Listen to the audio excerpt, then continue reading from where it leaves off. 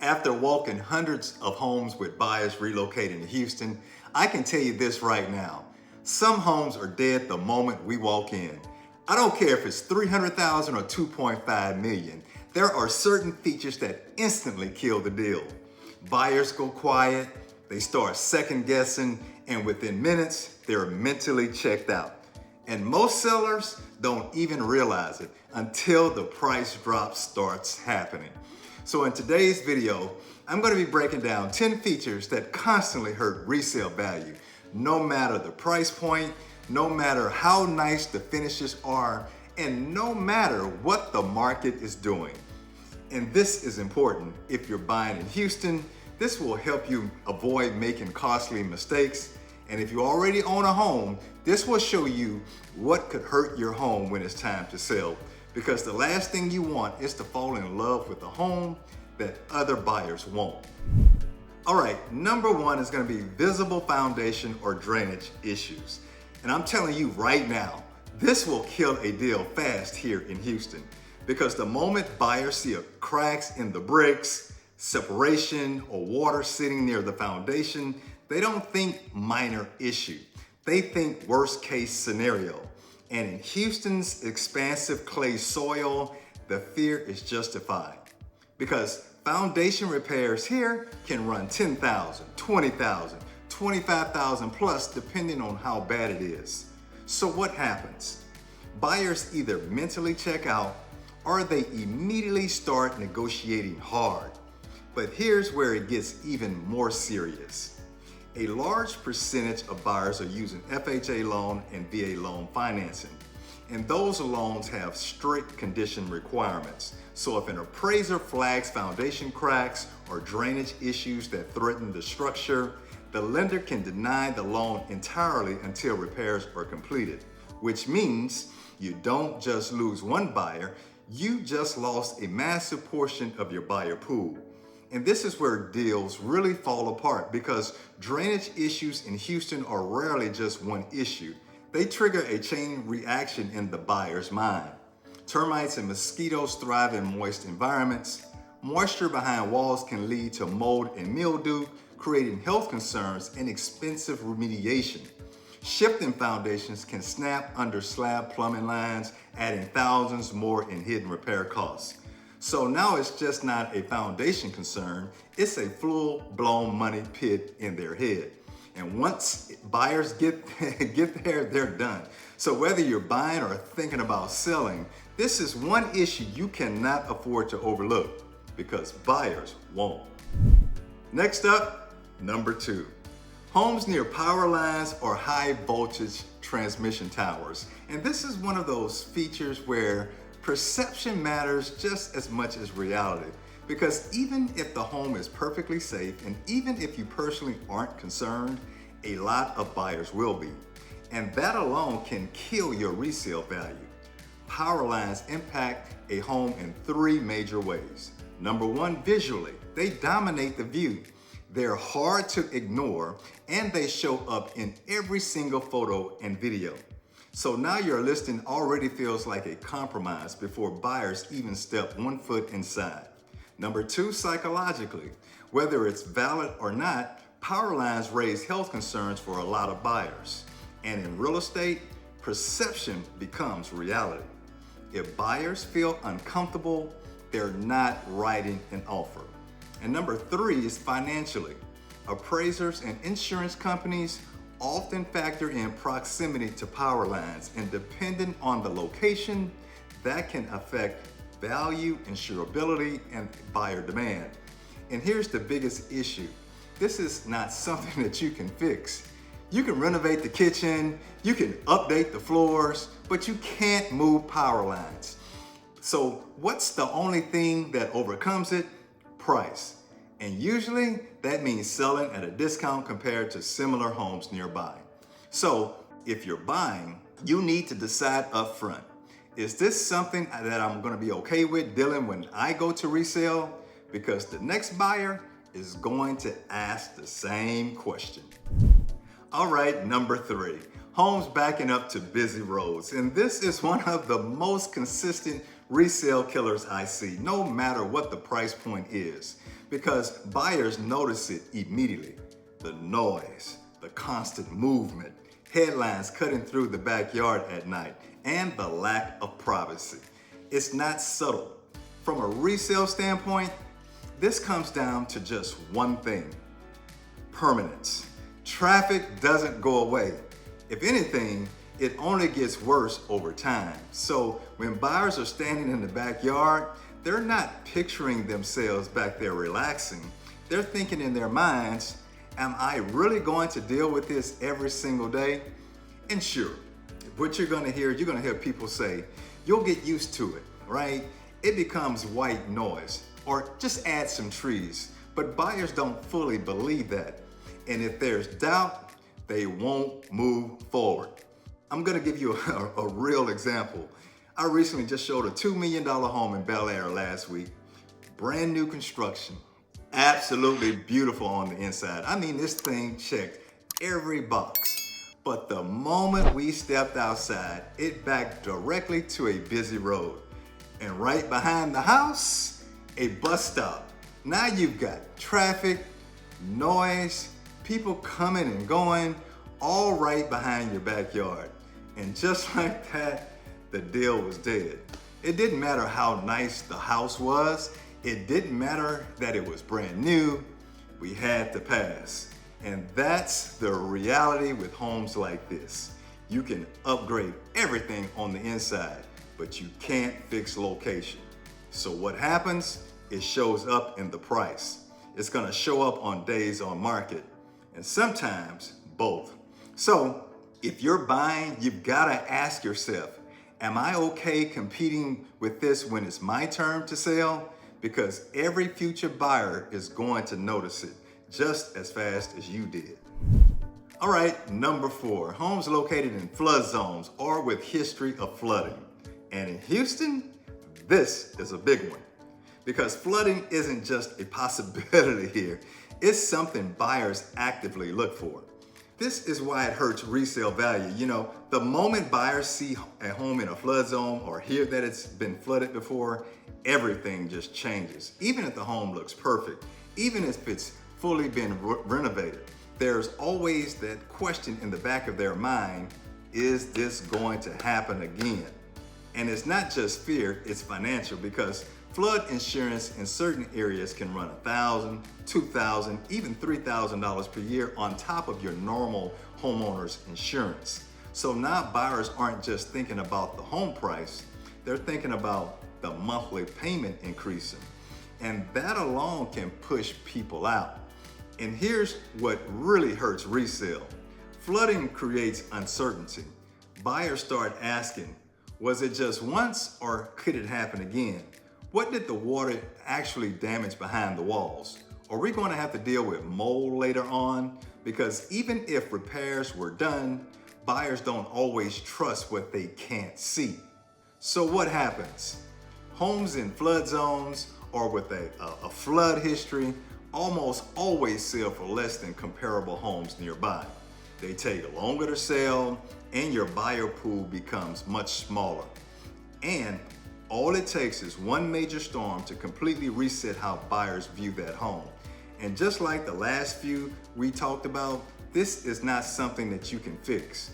You can update the home, you can make it look amazing on the inside, but you can't change the flood risk. So if you're buying in Houston, this is one of those decisions that you need to be very clear on up front, because when it's time for you to sell, the next buyer is gonna have the exact same concerns.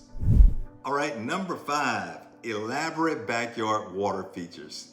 I'm talking about ponds, waterfalls, cascading streams, and this is one of those features that homeowners love it when they build it, but buyers hesitate on immediately. Because the moment buyers see it, they're not thinking relaxing. You know what they're thinking? They're thinking maintenance. They're thinking about, you know what? Who's gonna be cleaning this? What happens if the pump breaks? How much is it going to cost me every year? And for families, this becomes an even bigger issue. Parents are thinking about safety, pet owners are thinking about risk, it turns into liability in their mind. And here's the bigger issue. Water features are extremely personal. Some people love them, but most buyers don't. And in real estate, anything that divides the opinion limits demand. Now add this on top. They're expensive to maintain and even more expensive to remove. So buyers start factoring that in. If I don't want this, I've got to pay to get rid of it. And now your home is competing at a disadvantage. So instead of adding value, these features often do the opposite. They narrow your buyer pool, they create hesitation, and that usually shows up in the price. So if you're thinking about adding one, just understand this. You're building it for you, not for resale. Now let's go inside to number 6, bad floor plans. And this is a big one because unlike finishes, layout is something you feel the moment that you walk in a house. Buyers don't need to analyze it. They don't need to measure it. They just instantly know it. Something just feels off. And within seconds, they are already just checking out. Now in Houston, this shows up in a few common ways. Awkward room placements, choppy, closed off layouts, kitchens that don't flow into living spaces, bedrooms right off main areas with no privacy, wasted space, or rooms that just don't make sense at all. And one of the biggest ones, walking straight into a wall or a formal space nobody uses. And here's the problem. Buyers can overlook outdated finishes. You know what? They can repaint, they can easily replace the floors, even remodel kitchens, but they struggle to see past a bad layout because in their mind, it's expensive, complicated, and sometimes impossible to fix. So what ends up happening? Homes with poor floor plans tend to sit longer on the market, get fewer offers, and almost always sell at a discount because buyers either pass or they build in the cost of having to live with it. And here's the truth. You can upgrade everything on the inside of a home, but you can't easily change how it flows. So when you're walking into a home, don't just look at how it looks. Pay attention to how it feels because the next buyer is going to do the exact same thing. All right, number 7, low ceilings and lack of natural light. And this is one of those things that you feel immediately as soon as you walk into the house. Buyers step in and instead of feeling open and airy, it feels tight, it feels dark, and sometimes even a little dated. Even if the home is clean, even if it's updated, the space doesn't hit the same. And here's the issue. Today's buyers are so used to higher ceilings, open spaces, and tons of natural light. So when they walk into a home with lower ceilings, it feels like a step backwards. And this directly affects resale because low ceilings make rooms feel smaller than what they actually are, which hurts perceived value. Photos don't look as good, videos don't feel as bright, and the home doesn't show as well online. And unlike paint and flooring, this is not an easy fix. Raising ceiling height, adding windows, reworking structure, that's expensive. So most buyers don't even consider that. They just move on. So even if everything else checks out, low ceilings and poor natural light can quietly push buyers away. And when that ends up happening, it usually shows up in 2 places: price and time on market. Coming in at number 8, bonus rooms or media rooms with sloped walls and ceilings. Now in bedrooms and bathrooms, sloped ceilings can actually feel cozy and even charming. But in a bonus room or a media room, it becomes a problem. Because the moment buyers walk in, they start realizing, hey, you know what? This doesn't function the way that I expected it to. Wall mounting a TV becomes difficult, furniture placement is awkward, seating layout for a true media setup is very limited. So now instead of a clean, functional space, it feels compromised. And this is where resale starts to take a hit because buyers always ask the same question. what would we actually use this room for? And the answers usually sound like this. Maybe a game room, maybe a playroom, maybe we just leave it empty, which really means it's a space that doesn't earn its keep. And here's the bigger problem, because the roof line creates those slopes. You can't really fix that, right? So buyers don't even try to solve it. They just mentally discount it. And when a room feels like wasted space, buyers stop valuing it, which means it doesn't add the same weight to the home. And that shows up in the price. So even though it's technically extra space, if it's not functional, buyers don't treat it like a true bonus. And when that happens, it quietly becomes a resale disadvantage. Coming in at number 9 is lack of storage. And this is one of those issues that doesn't always stand out right away. But give it a few minutes into the showing and it becomes very, very obvious. Because the moment buyers start picturing themselves living there, they start to ask the question, where does everything go? Closets feel small, the garage space is limited, no pantry, not enough cabinets, and now everyday life doesn't have a place to live. And here's the problem. When storage is missing, clutter spills into the main living areas. So even if the home is beautifully finished, it starts to feel stressful, not clean, not functional, just tight. And unlike cosmetic updates, real storage isn't easy to add. You're talking about opening up walls, losing square footage somewhere else, or doing a full remodel. And for most buyers, they don't want to have to deal with that. So what ends up happening? Homes without adequate storage, they get passed over. They feel less functional and they lose value compared to similar homes nearby. Because at the end of the day, buyers aren't just buying a home, they're buying how their life fits inside of it. And if there's no place for their life to go, they're not staying. And finally, number 10, overly customized, highly personal homes. And this is one that surprises a lot of people. Because you know what, homeowners think if I love it, buyers will too, but that's not how it works.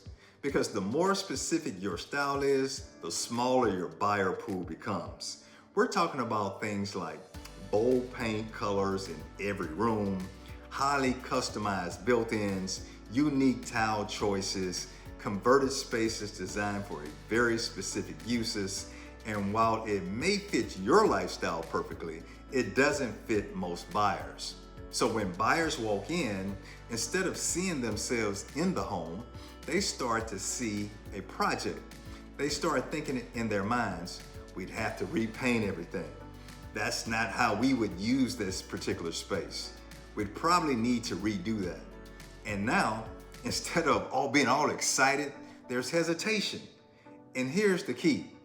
The more changes that buyers feel that they need to make, the less they're willing to pay for the home. So even if you've invested a lot into these upgrades, you don't always get that money back. Because at the end of the day, the goal isn't to create a home that's perfect for you, it's to create one that appeals to the most people. So if you're buying in Houston or even thinking about selling down the road, these are the kinds of features that you need to be paying attention to. Because every single one of these either limits your buyer pool, creates hesitation, or forces a price adjustment. And in this market, the homes that usually win are the ones that appeal to the most buyers. Now let me say this, none of these features mean that a home is bad, and for the right buyer, they may not matter at all. But when it comes time to sell, these are the features that constantly slow your momentum, narrow your buyer pool, and force price reductions, no matter how nice the house is. Because at the end of the day, buyers don't just compare your home to nothing. They're comparing it to everything else that's on the market. And if your home has one of these challenges, it has to compete harder. So if you're buying, just understand what you're walking into. And if you already own a home with one of these This is exactly why pricing and strategy matter so much, because the market will always tell you the truth. So consider yourself being warned. And honestly, this is why I make videos like this, because the biggest mistakes that I see people make when moving to Houston aren't always obvious at first. It's choosing the wrong home or the wrong home in the wrong location, overlooking things that can hurt you later on resale, or not fully understanding what you're walking into. So if you're serious about making a move here to Houston, make sure you hit that subscribe button, tap that bell for notification, because on this particular channel, we're gonna be breaking down everything that you need to know about living in Houston, Texas, the good, the bad, and the things that most agents won't tell you about. Again, my name is Travis, and my team and I get calls, texts, and emails every single day from people just like you who are looking to make their move here to Houston. And you know what? We just absolutely love it. So, and if you haven't watched it yet, be sure to check this video out right here. Only buy these types of homes in Houston, Texas, because that's going to show you exactly what does hold value here and what you should be looking for instead. And until next time, we hope to show you around town.